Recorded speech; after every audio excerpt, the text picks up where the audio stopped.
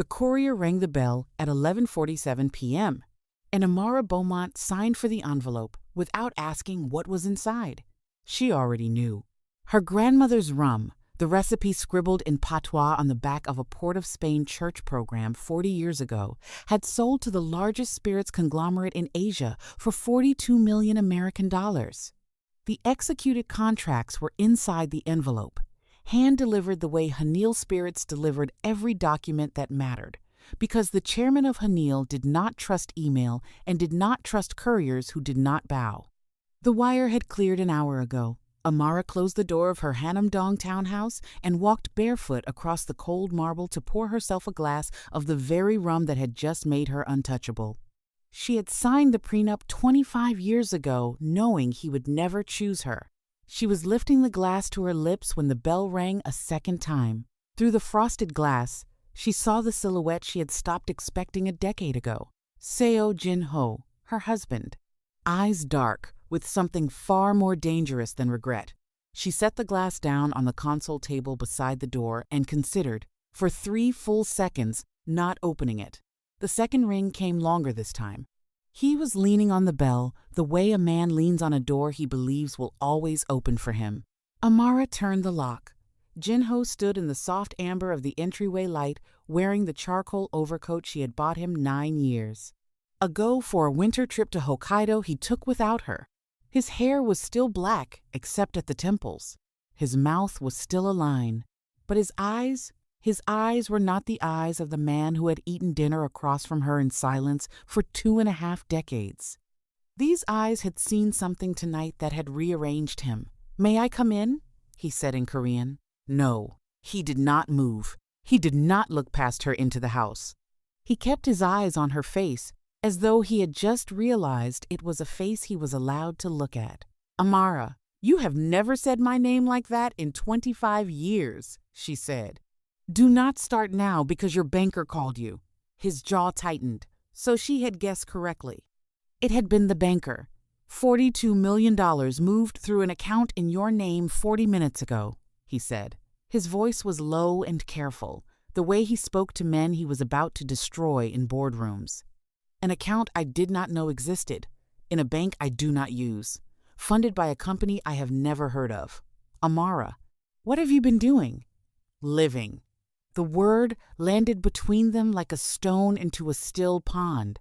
Jinho's hand rose halfway to the doorframe and then stopped, as though he had remembered he did not have permission to touch anything in this house. Amara watched the hand hover and fall back to his side, and something ancient and tired inside her chest shifted. "I would like to come inside," he said. "Why?" "Because I have never been inside."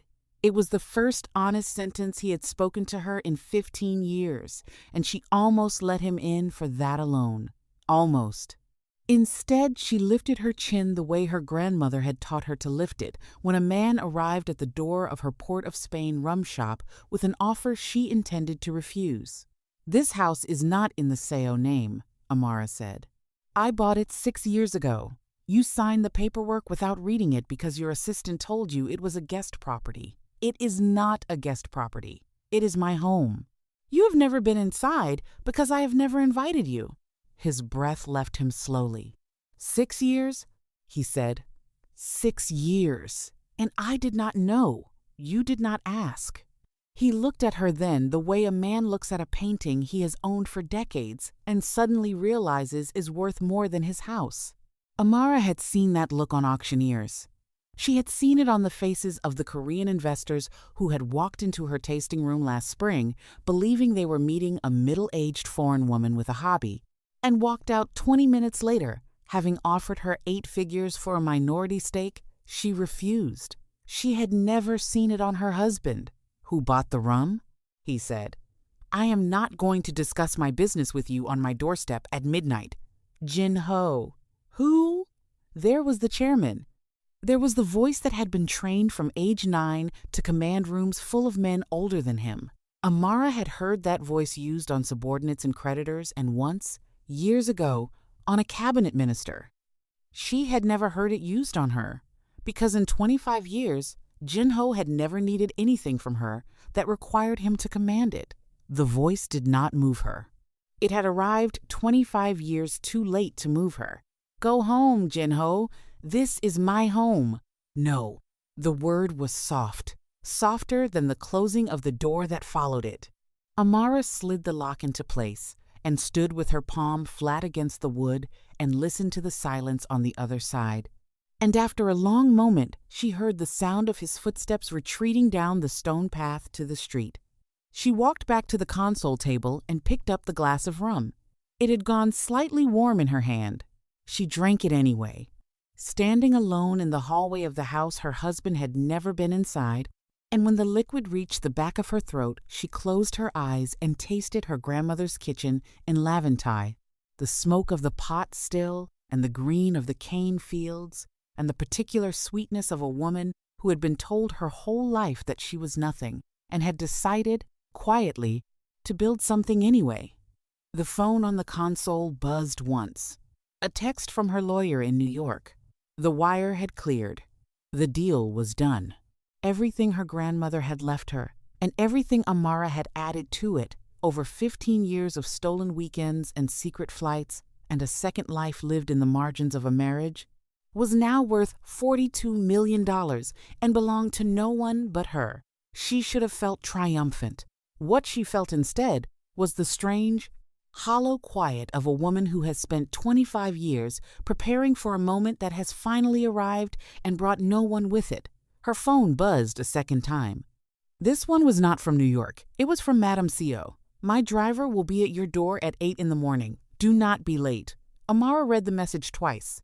Then she poured herself a second glass of rum and carried it upstairs to the bedroom her husband had never seen.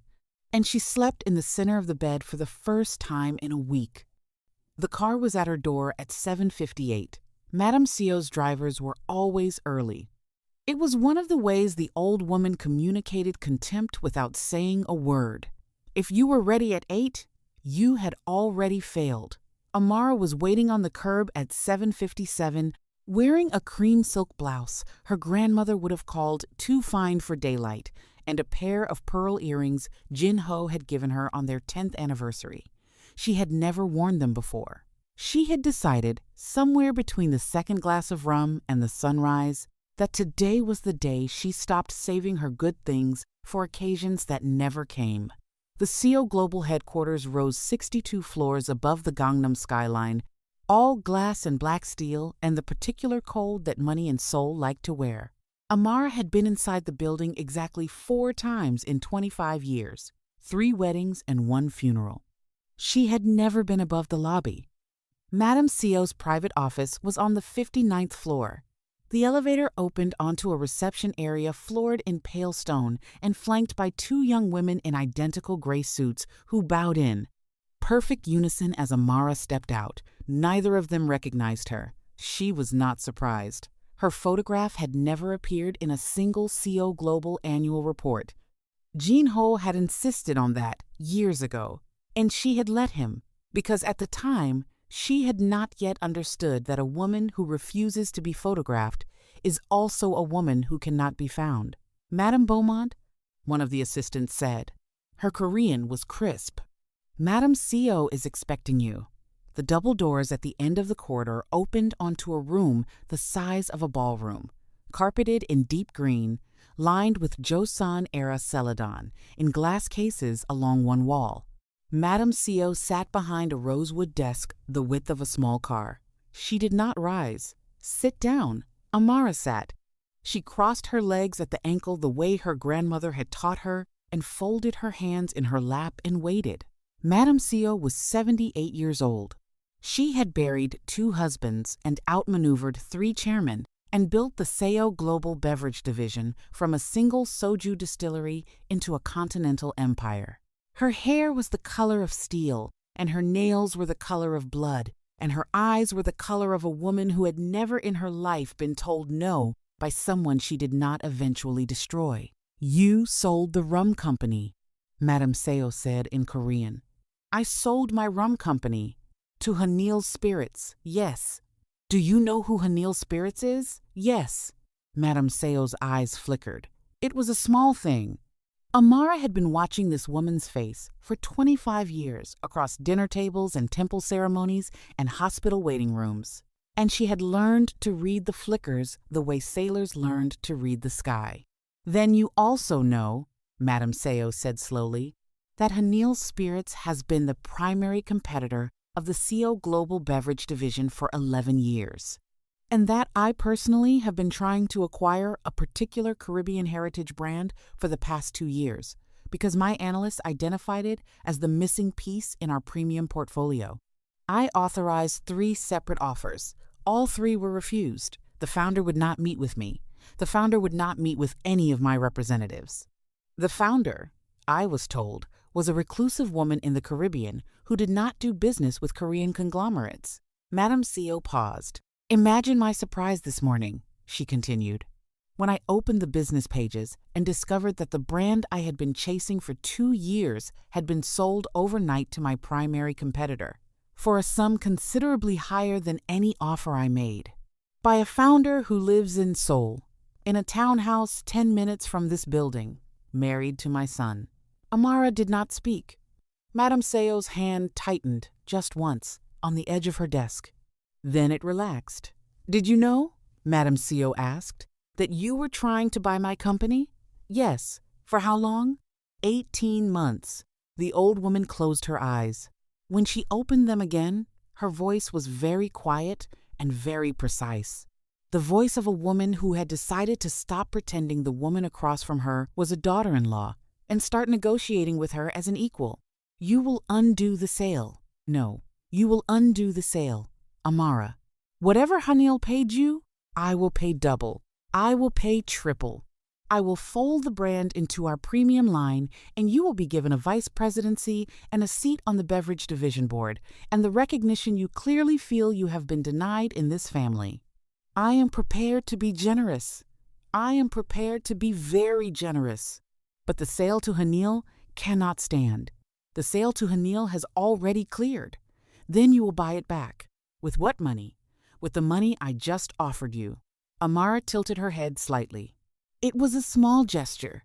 Her grandmother used to do it when a customer at the rum shop tried to haggle her down on a bottle she had already priced below what it was worth. Madame Seo, Amara said, still in Korean, her pronunciation unhurried and exact. I have sat at your dinner table for 25 years. I have bowed to you at every family gathering. I have learned the correct depth for a new bride and the correct depth for a barren wife and the correct depth for a woman who has outlived her usefulness to the family she married into. I learned those bows from a book I bought myself at a shop in Insadong the week before my wedding, because no one in your family thought to teach me. In 25 years, you have addressed me directly 11 times. I counted. Tonight is the 12th. You are offering me a vice presidency in the company of the man who told me on my wedding night that our marriage was temporary paperwork. I would sooner set the distillery on fire. Madame Seo had gone very still. You speak Korean, she said. I have always spoken Korean. I never spoke it to you. There is a difference. The silence that followed was the silence of a woman recalculating 25 years of dinners in a single breath. Amara watched it happen. She watched Madame Seo run back through every Korean conversation that had taken place across every table, every aside to a cousin, every instruction to a servant, every cutting remark about the foreign wife who would never understand the subtleties of a proper Seoul household. Amara had understood all of it. She had understood it for 25 years. Get out, Madame Seo whispered. Amara stood. She smoothed the front of her cream silk blouse. She walked to the double doors at the end of the ballroom-sized office without hurrying, and when she reached them, she turned back once. The rum, she said in English now. The soft Trinidadian lilt loosening the vowels is called Celestine. It was my grandmother's name. She washed floors in a hotel in Port of Spain for 31 years so that my mother could go to secondary school. My mother cleaned houses in Brooklyn for 19 years so that I could go to university. I married your son because my mother believed it would finally be the generation that did not have to scrub anything. She was wrong. I have spent 25 years scrubbing my own name out of rooms so that your family would not have to look at it. I am finished. Do not send a car for me again." She closed the doors behind her with the same soft click she had used on her own front door the night before. In the elevator down to the lobby, her hands did not shake. The tasting room on the third floor of the Celestine Distillery building in Seong-su-dong was not listed on any public map. Clients arrived by appointment only, brought up through a private elevator from a loading dock that looked, from the street, like a closed textile warehouse. Amara had designed it that way on purpose. The Koreans who came to buy her rum wanted to feel they had found something other people could not. She was halfway through a pour for a buyer from Osaka when her floor manager, a soft-spoken woman named Hae-jin, appeared at her elbow and murmured in Korean that there was a man in the reception area who would not give his name. Amara did not need the name. Tell him he can wait or he can leave. Hae-jin bowed and disappeared. The buyer from Osaka, who spoke no Korean, smiled politely over his glass and commented in English on the finish of the rum, which had notes of burnt sugar and something he could not place but liked very much.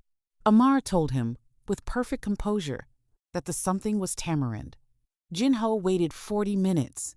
When the Osaka buyer finally left with a signed pre-order for 200 cases, Amara took her time washing the tasting glasses by hand at the copper sink behind the bar. She dried them with a linen cloth. She replaced them on the shelf in the exact order Hae-jin preferred. Only then did she walk out to the reception area. Her husband was standing at the window with his back to her, looking down at the Han River through the filtered glass. He had taken off his overcoat and folded it across his arm. His shoulders, from behind, looked narrower than she remembered. When had that happened? A month ago? 6 months ago? 5 years ago? She did not know. It had been a long time since she had looked at him from behind. "You have never seen me work," she said. He turned. His face was bare, in a way she had not expected, the chairman mask set aside somewhere on the elevator ride up. In his hands, he held a small paper bag from a bakery in Itaewon that Amara used to visit on her walks when she first moved to Seoul, back when she was still trying to build a life that would fit inside her marriage. She had not been to that bakery in over a decade. She was surprised he knew it existed. "I bought you the walnut pastries," he said. "The ones with the red bean inside. I stopped eating those years ago." "Oh."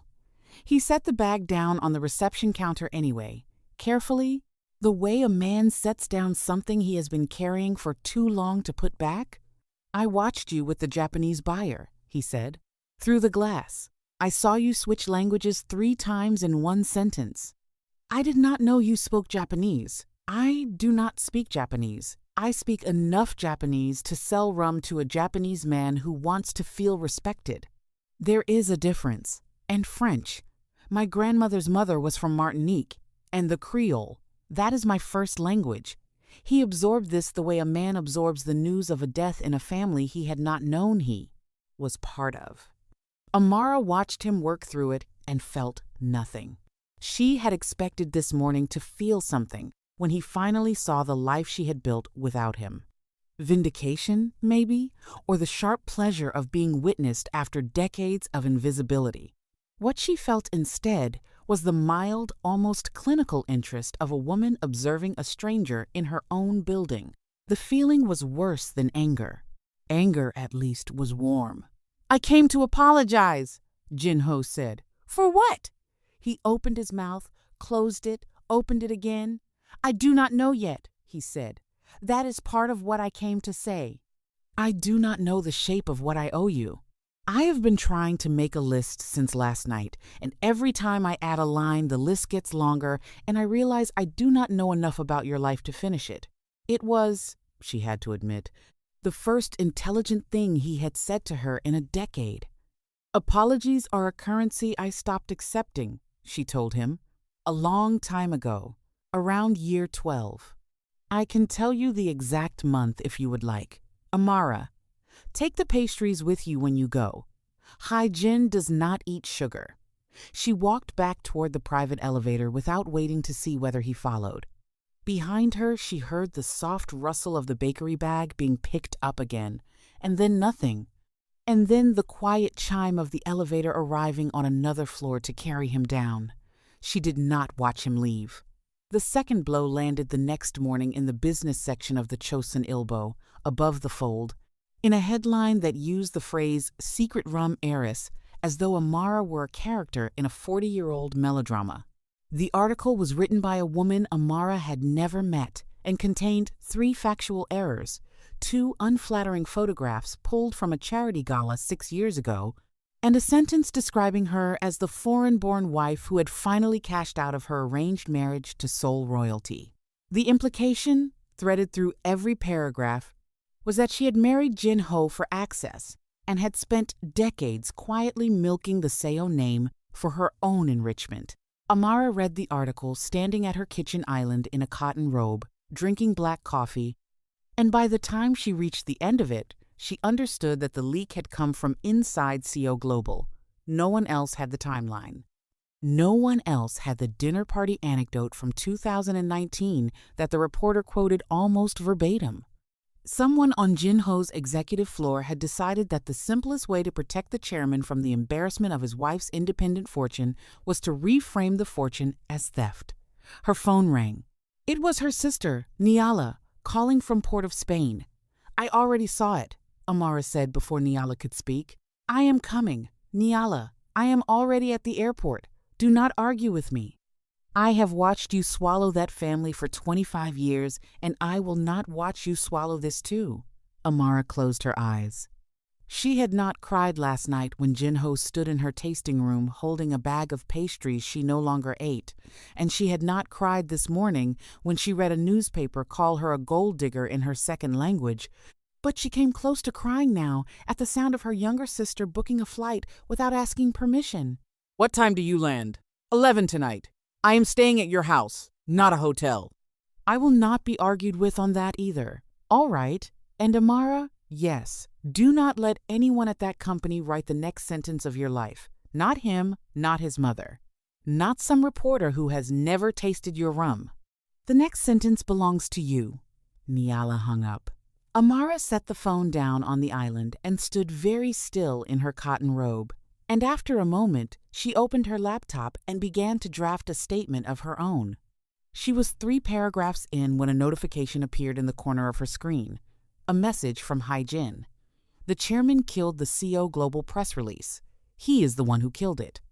A reporter I know at Jungang just told me. He went into the PR office in person at 6 this morning and shredded the draft in front of the communications director. He did not explain himself. He just left." Amara read the message twice. Then she read it a third time, because the part of her that had been building scar tissue for a quarter century did not know what to do with new information about a man who had, until 26 hours ago, been reliably predictable in his absence. She closed the laptop without finishing her statement. She poured a second cup of coffee. She did not text him. She did not call him. She sat at her kitchen island in a cotton robe and watched the morning light move across the marble. And she thought about the fact that the first protective act of her marriage had just occurred in a room she had never seen, delivered by a man who had still not figured out what he owed her, and witnessed by strangers. It should have meant something. She was afraid of how much it almost did. Niala Beaumont walked into the arrivals hall at Incheon at 11:07 that night, wearing a linen jumpsuit the color of a ripe mango and carrying a single leather weekender bag. She was 39 years old, taller than Amara by 3 inches, and had the particular walk of a woman who had once been the best litigator in Port of Spain and had quit the profession on principle at 34 to run her mother's bakery instead. She found Amara at the coffee kiosk near the exit and hugged her without a word for a long time. Then she said, "Where is he? Niala, where is he staying tonight? The chairman." "I assume he is not at your house. He is at the Shilla. He has a permanent suite there. He has had it for 9 years. He sleeps there more often than he sleeps at our official residence. Good. Take me. It is almost midnight. I did not fly for 22 hours to sleep." Amara did not argue. She had stopped arguing with her sister at roughly the same age her sister had stopped arguing with her, which was around the time their grandmother had died, and left them the church program recipe and a note in Patois that said, in rough translation, "The two of you will have to be each other's country." The lobby of the Schille at 1:45 was a cathedral of beige stone and low lighting, and the soft sound of a pianist playing something that was not quite jazz. Niala walked up to the concierge desk as though she owned it and asked in fluent English for Jinho, chairman of Seo Global Logistics. And when the concierge began the polite refusal that was his job to deliver, Niala tilted her head at exactly the angle their grandmother used to tilt hers in the rum shop and said, without raising her voice, "Tell him his sister-in-law from Trinidad is in the lobby and is prepared to wait here until breakfast if necessary." The concierge picked up the phone. Jinho came down in 7 minutes. He was still in his suit trousers and a white shirt with the collar open, and his hair was wet at the temples as though he had been interrupted halfway through washing his face. He saw Niala first. Then he saw Amara behind her. Something in his expression, very briefly, became the expression of a man who had been hoping for a particular door to open and had not let himself admit it until this moment. "Niala?" he said. "Chairman Seo. Please. Jinho." "No. I have called you Chairman Seo at every family funeral and every hospital visit, and I will call you Chairman Seo tonight as well. Sit down." She gestured to a low cluster of armchairs in the far corner of the lobby, away from the pianist, half-screened by a tall arrangement of white orchids. Jinho sat. Amara sat across from him. Niala remained standing. "I am going to tell you something my sister will never say to you," Niala said, "because my sister was raised by our grandmother to keep her dignity even when the people around her did not deserve to witness it. I was raised by the same woman, and I took a different lesson. Do you want to know what my sister has never told you, Chairman Seo? Yes. She waited for you for 9 years. Jinho did not move. 9 years, Niala repeated. From the night you told her the marriage was paperwork until the winter she turned 33. She was waiting for you to come home to the apartment on the 18th floor of the old residence and tell her you had changed your mind. She did not ask you to. She did not hint. She did not drop anything into conversation that would have given you the chance to notice. She simply waited, every night for 9 years. And because she is the proudest woman I have ever met, and because pride and hope are sisters who do not know they are related, she never once let you see it. Niala's voice did not rise. In the 10th year, she stopped waiting. I know because I was the one she called, from a payphone in Seoul, at 3 a.m. Port of Spain time, to tell me she had decided to begin building something that did not require your attention. That was the year she started the distillery. That was the year she became a stranger to her own husband on purpose. Everything you have seen in the last 2 days, Chairman Seo, the $42 million, and the townhouse, and the languages, and the rum that carries our grandmother's name, all of it was built in the quiet she had to create after 9 years of waiting for you to notice she was alive. Jinho's hands were flat on his knees. He did not lift them. I did not know, he said. I am aware that you did not know. That is the entire problem. My sister is too proud to tell you, and you were too absent to ask, and my grandmother used to say that silence between two people who love each other is a house with no roof. The rain gets in eventually. It has been raining on my sister for 25 years, Chairman Seo, and I flew 22 hours to tell you to your face that I do not care what you do next, but you do not get to act surprised about the weather. She sat down then, finally, next to Amara. Amara had not spoken once. She was looking at a point on the carpet between her own feet and Jinho's, and her face was very still, and her hands were folded in her lap in exactly the position her grandmother had taught her to fold them when she wanted to hide the fact that she was trembling. Jinho saw the hands. He did not reach for them. He had not earned that, and he seemed, for the first time in their marriage, to understand exactly what he had not earned. I did not know about the 9 years, he said quietly. In Korean now, because he did not trust his English with this sentence. I will carry that for the rest of my life. I am not asking you to forgive it tonight. I am only asking you to believe that I heard it. Amara lifted her eyes from the carpet. I believe you heard it, she said. That was all she said. Niala stood up. Amara stood up. Jinho remained in the armchair, because some part of him understood that he was not permitted to walk them out of the lobby, and the two Beaumont sisters walked across the beige stone floor of the Shilla together, past the pianist, who was now playing something that sounded almost like a lullaby, and out into the Seoul night, where a car was waiting to take them home to a house the chairman had still, even now, never been inside.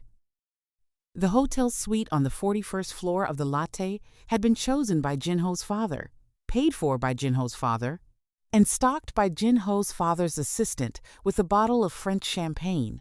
The bride did not drink, and a bouquet of white peonies the groom did not notice. It was the 9th of October, 1999. Amara Beaumont was 24 years old, wearing a silk robe the concierge had laid out for her across the foot of the enormous bed. And she was sitting on the edge of that bed with her hands pressed flat against her own knees because her grandmother had told her, the week before she flew to Seoul, that a bride should never let a man see her hands shake on the first night. Jinho came out of the bathroom at 11:40. He was wearing the dark trousers of his wedding suit and a white undershirt, and his hair was damp, and his face had the particular exhaustion of a man who had spent 14 hours smiling at strangers in a language he was already tired of. He did not look at the bed. He walked to the window instead and stood with his back to her and looked out at the lights of Myeongdong and said, without turning around, that he needed to tell her something before anything else happened between them. Amara waited. I am in love with someone else, Jinho said. The silk of the robe was very cold against her skin. Her name is Song Mi-rae. She works at the Seoul National Library.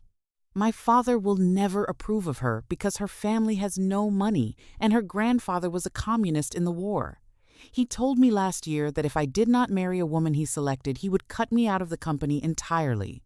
I agreed to marry you because your father is the shipping partner my father needs in the Caribbean, and because marrying you costs him nothing, and because I believed, up until this afternoon at the temple, that I could stand here tonight and explain this to you and you would understand.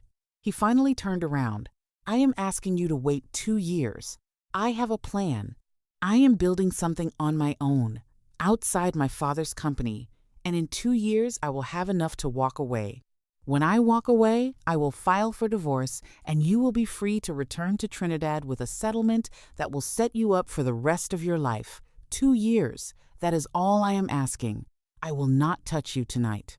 I will not touch you in those 2 years. You will have the east wing of the residence and your own staff and a private bank account, and my mother will not interfere because my mother does not know about Mi-rae, and she will not know until I am ready to leave. 2 years, Amara. I am not asking you to love me. I am asking you to help me. Amara did not speak for a long time.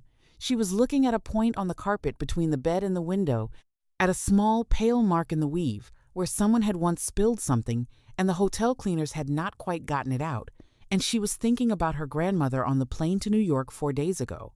Pressing a rosary into her palm at the departure gate and telling her in Patois that marriage was a country a woman walked into, knowing she might have to build her own roads once she got there. She had not expected the roads to begin on the wedding night. 2 years, she said finally. Yes, and in 2 years you will tell your father. Yes, and if your father does not allow it, he will. By then, I will have the leverage. And if Song Mi-rae does not wait for you, Jinho's jaw moved very slightly. She will. Amara looked up from the carpet. She looked at her husband of 11 hours, standing in his undershirt at the window of a suite his father had paid for, asking her to build a life inside a house he was already planning to burn down. And she understood, with the clean, terrible clarity that sometimes came to Beaumont women in the middle of the night, that she was going to say yes. Not because she believed him, not because she loved him, because she did not. She had met him 4 times before the wedding, and she found him formal and closed and impossible to read. She was going to say yes because her mother had cleaned houses in Brooklyn for 19 years so that her daughter could stand in a hotel suite in Seoul in a silk robe, and walking out of that suite tonight, on the wedding night, would mean admitting that the 19 years had bought her nothing but a plane ticket home. Her pride was going to cost her 2 years. She did not know yet that it would cost her 25. "All right," she said. Jinho's shoulders dropped. She watched the relief move through him the way a fever breaks, and she hated him for it, just for a second, and then she put the hating away in the same drawer where she had put the shaking of her hands. And she stood up from the edge of the bed and walked past him to the other side of the suite where a second smaller bed had been prepared for a maid who had never arrived. She lay down on it in the silk robe without turning back the covers, and she closed her eyes and she waited for morning. And somewhere behind her, at the window, her husband of 11 hours stood looking out at a city she had not yet learned the name of and spoke so quietly she almost did not hear him. "Thank you," he said. Amara pretended to be asleep. That was the end of the wedding night. The 2 years passed. Song Mi-rae did not wait. She married a dentist from Busan in the spring of 2001 and moved to a town Amara had never heard of and had 2 sons, and by the count Amara kept without meaning to, disappeared entirely from Jinho's life within 18 months of the wedding. Jinho never told her this. Jinho simply stopped mentioning the plan, the way a man stops mentioning a trip he is no longer taking. And Amara, who was by then 26 years old, and had been living in the East Wing of the Seo residence with her own staff and her own private bank account and her own steadily narrowing expectations, did not ask. She waited 9 years anyway. She did not know she was waiting. She told herself, in the careful way proud women tell themselves things, that she was simply settling into her life. She enrolled in Korean lessons and dismissed the teacher after 3 weeks and taught herself from library books instead. She learned the correct bow for every occasion from a manual she bought in Insadong. She walked alone in the early mornings along the Han River and memorized the names of the bridges in order. She attended Seo family dinners in silk the color of bruises and smiled at the correct moments and let Madame Seo address her in the third person at her own table. And every night, for 9 years, she left a small lamp burning in the sitting room of the East Wing. She told herself it was because she did not like to come back to a dark apartment. It was not. It was because on the wedding night, when Jinho had stood at the window and asked her to wait 2 years, she had imagined, just for a moment, that at the end of those 2 years he might come to the East Wing in the evening and find her there, and they might sit together on the small sofa and drink tea and become, if not lovers, at least 2 people who had survived something together. She had kept the lamp on for the possibility of that evening. The evening had not come. In the winter of 2008, she turned 33. She had been in Seoul for 9 years and 2 months. On the night of her birthday, she sat alone in the East Wing in front of a small cake Hyejin's predecessor had bought for her at a French bakery in Itaewon, and she ate 1 slice, and she put out the lamp, and she called her sister Niala from the hotel phone at 3 a.m. Port of Spain time and told her she was ready to build something that did not require anyone's attention. Niala had cried. Amara had not. The rum came later that year. In the present, on the second night after Niala landed at Incheon, Seo Jinho arrived at the Hanam-dong townhouse at 9 in the evening. He did not use the bell this time. He stood on the stone path and waited, and after a few minutes Amara opened the door on her own, because Niala, who was sitting cross-legged on the living room floor with a glass of Celestine and a stack of Korean business magazines, had said, without looking up, that she was not coming to the door tonight. That tonight was a conversation between 2 people and no one else, and if Amara needed her, she would be exactly where she was. Jinho was holding nothing this time, no pastries, no overcoat folded across his arm. Just himself, in a dark sweater Amara had never seen before, with his hands at his sides and his face set in an expression that was new to her and therefore old, because she had been married to him long enough to recognize that any expression she did not know was an expression that had been underneath the other ones all along. "Come in," she said. She said it before she had decided to say it.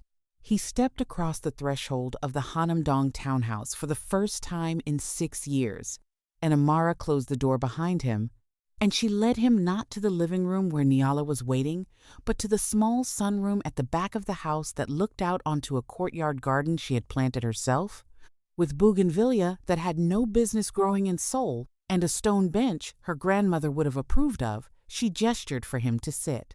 He sat. "Song Mi-rae died last year," Jinho said. Amara had been about to offer him tea. She stopped with her hand on the small ceramic pot she had been reaching for, and she stood very still in the doorway of the sunroom, and she waited. Pancreatic cancer. She was 49. "I found out from the obituary in a newspaper a colleague left on a train. I went to the funeral alone. I stood at the back of the service, and I did not speak to her husband or her sons, and I did not leave a card because I did not have the right to leave one.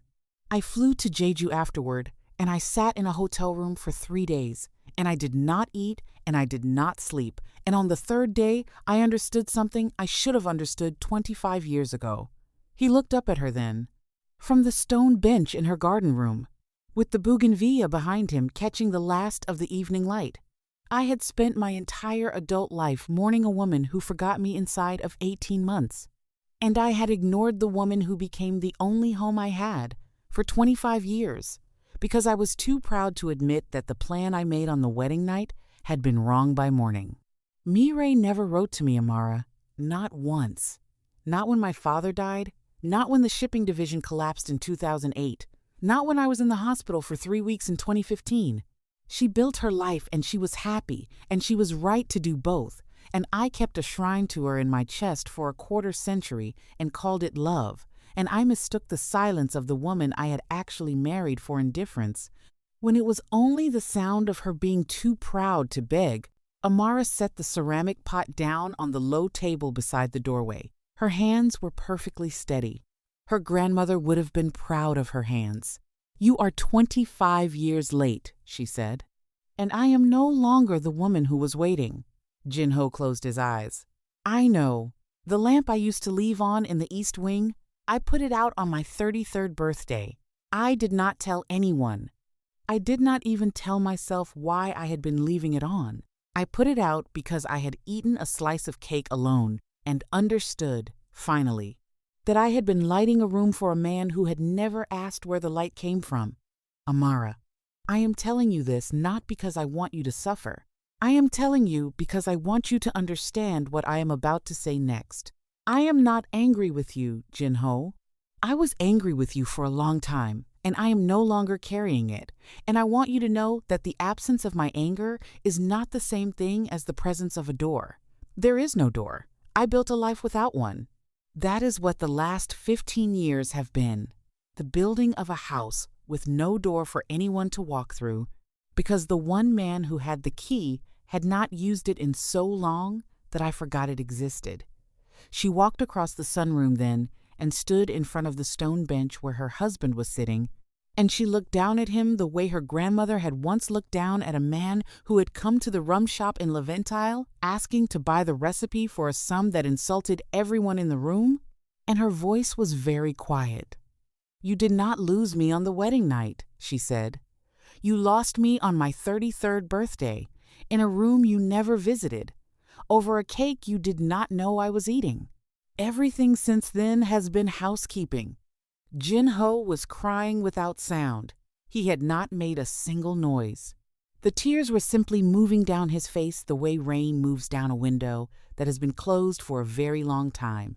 And Amara watched them and felt, for the first time in the 2.5 decades of her marriage, a strange and unwelcome tenderness.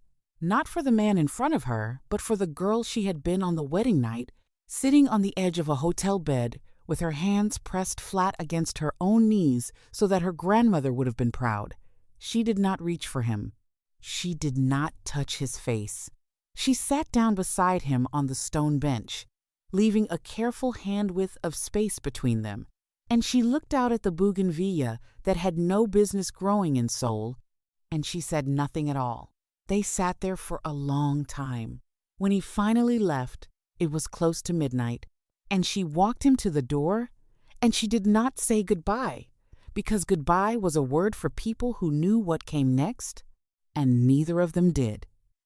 The village of Belmont sat at the edge of Port of Spain, where the hills began to climb toward the northern range, and the cemetery where Celestine Beaumont had been buried in 2011 was a small walled yard behind a pale blue church that had been painted the same color for 60 years. Amara arrived in the late afternoon on a Thursday in March, wearing a white cotton dress her grandmother would have recognized, carrying a single bottle of the first batch of rum she had ever distilled under the Celestine label. Niala walked beside her in a straw hat, and neither sister spoke as they made their way up the narrow path between the graves. The grave was marked with a simple stone, Celestine Marie Beaumont, 1833 to 2011, beloved mother, grandmother, and friend. Amara knelt on the grass beside the stone and set the bottle down and did not cry because her grandmother had disapproved of graveside weeping, had said it was a selfish kind of grief that belonged to the living and had no use for the dead. "I sold it," Amara said in Patois. The wind in the mango tree above the grave moved the leaves once, and then was still. "I sold it to a big Korean company, and they gave me 42 million American dollars for the recipe you wrote on the back of the church program, and I am going to use some of the money to fix the roof of this church, and some of it to send Niala's godson to medical school, and some of it to buy back the house you cleaned floors in for 31 years. The rest I am going to keep, because you taught me that a woman who does not keep something for herself is a woman who has not been paying attention."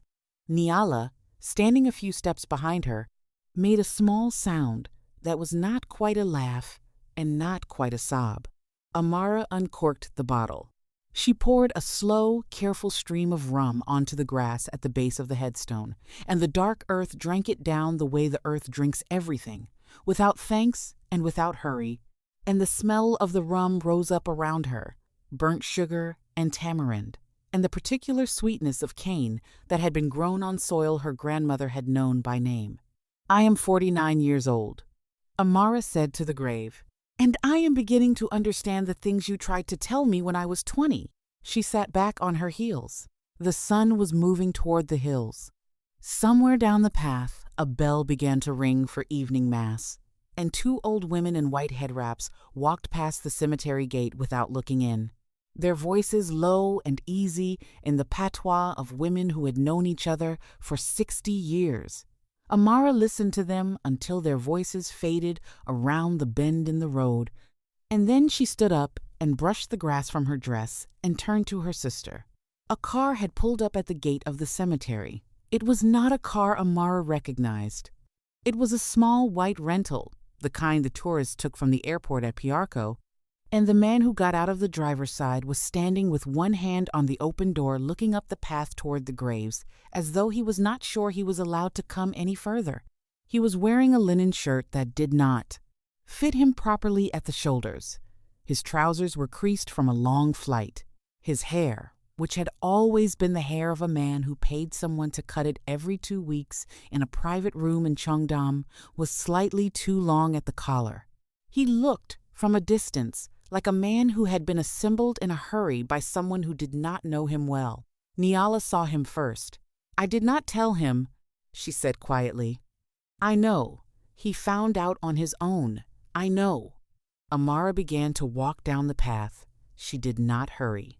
She carried the empty bottle in her left hand, and she walked the way her grandmother had walked through the rum shop in Laventille at the end of a long day, with the particular slowness of a woman who had decided the world could wait for her. Jinho did not move from the car. When she reached the gate of the cemetery, she stopped about 4 feet from him and looked him over once. From the badly fitting linen shirt to the wrong shoes for the terrain, and she did not smile, and she did not frown. "You flew here," she said in English. "Yes. You have never been on a plane longer than 4 hours. 14 hours. I was sick twice." The man in the seat beside me was very kind. Niala, who had come up behind Amara, snorted softly and walked past both of them toward the car without a word, and got into the passenger seat and closed the door behind her in a gesture that said, very clearly, that whatever came next was not her conversation to witness. Amara and Jinho stood at the gate of the Belmont Cemetery in the gold of the late afternoon light, and the bell for evening mass finished its ringing, and the wind moved the mango leaves once more. "How did you find me?" she said. "I called your sister in Port of Spain 3 days ago. She would not tell me where you were. I called the bakery she runs, and I told the woman who answered that I was the man who had been married to her friend Amara for 25 years and had finally understood what he had done, and I asked if she would tell me where Amara's grandmother was buried. The woman on the phone was quiet for a long time. Then she said the name of this village, and she hung up on me. That was probably Merlene. She has known me since I was 7. She sounded like a woman who did not approve of me. She is a woman who does not approve of you." Jinho looked down at his hands. They were empty again. He had flown across an ocean carrying nothing, not pastries, not an overcoat, not even an apology that he had rehearsed. Amara could see that he had not rehearsed anything. He had simply come. "I am not here to ask you to come back to Seoul," he said. "I want to be clear about that before I say anything else.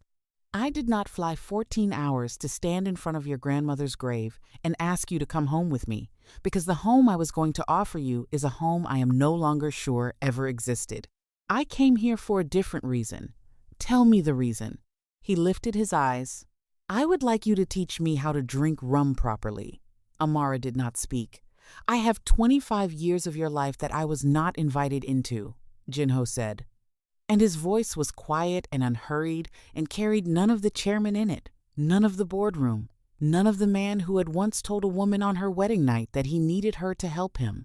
"I do not expect to be invited into the next 25. I am asking for something smaller. I am asking if you would be willing to spend an hour, or an afternoon, or a single evening teaching me one thing about you that I should have learned in the first year. Not the rum itself. I do not care about the rum. I care about the hands of the woman who made it. I would like to sit in a room with you and learn how your grandmother held a glass. I would like to know the name of the tree the wood came from. I would like to understand why the recipe was written on the back of a church program and not in a book. And I would like to learn it from you, in your language, in a place you chose, on a day you agreed to. That is what I am asking. 1 hour, 1 glass. One thing I should have known." Amara looked at him for a long time. The light in the mango tree above them was the particular amber that came only to the northern range in the last hour before sunset. And the wind carried the smell of the sea up from the harbor, and somewhere in the village a child was laughing. And somewhere else, a radio was playing a soca song from the year Amara had left for Seoul. She did not say yes. She held out the empty bottle. "Come with me," she said. "My sister's bakery is 10 minutes from here, and there is a back garden where my grandmother used to sit in the afternoons. I will pour you a glass of the rum I just poured on her grave, because she would have said it was a waste to give all of it to the dead when the living were thirsty. And I will teach you one thing about the wood. One thing. Not because I have forgiven you. I have not. I do not know yet if I am going to. I am offering you the glass because you flew 14 hours in a linen shirt that does not fit you. And my grandmother would have said that a man who arrives at your gate in the wrong clothes has at least done you the courtesy of not pretending." Jinho took the bottle from her hand. He held it the way a man holds a thing he has not earned and knows he has not earned, and he followed her down the narrow road toward the bakery in Belmont. And Niala watched them go from the passenger seat of the rental car, and then she started the engine and drove back to Port of Spain alone. 6 months later, on an evening in September, Amara sat at the long wooden work table of the Celestine distillery in Laventille and stamped a wooden crate with her grandmother's recipe. The stamp was an iron thing her grandmother had commissioned from a blacksmith in 1978, and the handle had been worn smooth by 50 years of hands. and the impression it left in the pale wood of the crate was the same impression Celestine Beaumont had left on every bottle of rum that had gone out of her shop for the last 40 years of her life. Inside the crate was a single bottle of the new batch and a folded sheet of paper. The paper was a handwritten note in Patois, copied carefully from a line her grandmother used to say in the rum shop when a batch was ready for sale. The line, in rough translation, was this: "The rum is ready when the wood remembers the fire." The crate was addressed to Jinho, Hanamdong, Seoul. Amara had filed for divorce 3 months after the evening in her sister's bakery garden. Jinho had not contested any part of it. The papers had been signed in the Korean consulate in Port of Spain on a Tuesday afternoon in June, and Amara had walked out of the consulate into the Caribbean sunlight and felt, for the first time in a quarter century, the particular lightness of a woman who had just set down something she had been carrying without realizing she had been carrying it. She had flown back to Trinidad that same evening. Jinho had flown back to Seoul the next morning. They were not together. They were not apart. Once a month, sometimes twice, Jinho flew into Piarco Airport on a commercial flight in economy class because he had sold the private plane in April, and he took a taxi to the small guest house Amara had recommended in St. Anne's, and he walked from there to the distillery. And he spent 3 or 4 days learning things about rum from a woman who was teaching him slowly and on her own terms. He was a terrible student of Patois. He was a slightly better student of the cane fields. He had learned, in the 6 months since the cemetery, the name of exactly 4 trees and the correct angle at which to hold a nosing glass, and the difference between a pot still and a column still, and he had learned these things from Amara in the afternoons in the back garden of the distillery, and he had never once, in any of those afternoons, asked her whether she was going to let him back in. He had understood, finally, that asking was not the point. His mother no longer spoke to him. The Seo Global Beverage Division had been restructured in the spring, and Madame Seo had retired, officially for health reasons, and unofficially because the board had quietly suggested that a woman who had lost a 2-year acquisition battle to her own daughter-in-law was perhaps no longer the best person to lead the premium portfolio. Jinho had not defended his mother. Jinho had not attacked her either. He had simply accepted the restructuring and moved his office to a smaller floor and had begun, for the first time in his life, to take his weekends for himself. Amara sealed the crate with a length of jute twine. She tied the knot the way her grandmother had taught her, a fisherman's knot from the harbor at Chaguaramas, the kind of knot that would hold through a sea crossing and could still be undone by a patient hand. She slid the crate across the work table toward the dockhand who was waiting to carry it down to the shipping bay, and she watched him lift it onto his shoulder and walk out of the distillery into the evening. And she stood alone for a moment at the long wooden table with the smell of new rum and old wood and cane smoke around her, and she smiled, just slightly, the way a woman smiles when she has decided something small and private that belongs only to her. The rum was ready. The wood remembered the fire. She turned off the light at the work table and walked out through the back garden of the distillery, past the bougainvillea she had planted the spring after the divorce was finalized, past the stone bench she had bought at a market in Port of Spain because it had reminded her of one in a sunroom in Seoul, and up the path toward the small house she had built for herself on the hill above the cane fields, where the light in the sitting room was on, because she had left it on before she came down to the distillery, because she liked, now, to come home to a room that was already waiting for her. She had kept the lamp. She had simply changed whose house it was in.